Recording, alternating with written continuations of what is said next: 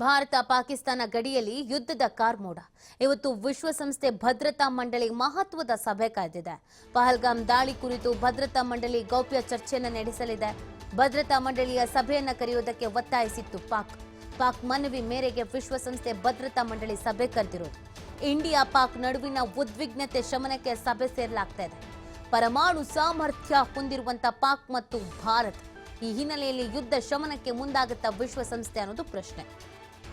ಪಾಕಿಸ್ತಾನ ವಿಶ್ವಸಂಸ್ಥೆಗೆ ಕದ ತಟ್ಟಿತ್ತು.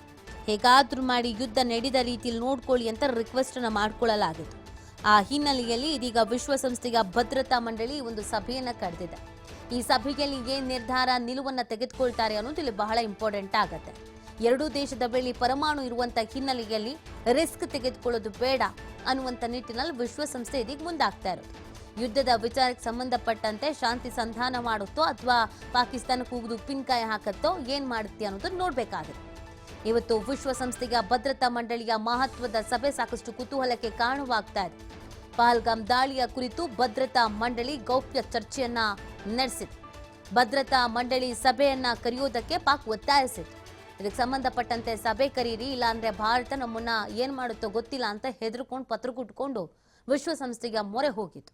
ಇದೀಗ ಭದ್ರತಾ ಮಂಡಳಿ ಸಭೆಯನ್ನ ಕರೆದಿರೋದು. ಈ ಸಭೆಯಲ್ಲಿನ ಚರ್ಚೆ ನಿರ್ಣಯ ಪಾಕಿಸ್ತಾನಕ್ಕೆ ಛೀಮಾರಿ ಏನೇನಾಗುತ್ತೆ ಅನ್ನೋದನ್ನು ನೋಡ್ಬೇಕಾಗಿದೆ.